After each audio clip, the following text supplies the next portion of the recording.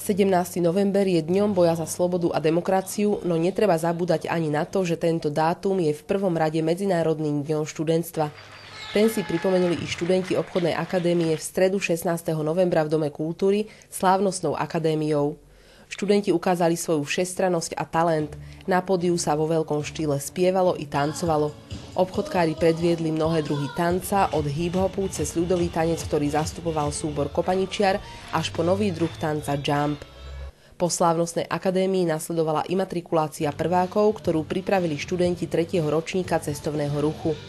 Každá jedna prvácka trieda predviedla natrénované číslo na vopred zadanú tému – Titanic, pomáda či rúžový panter.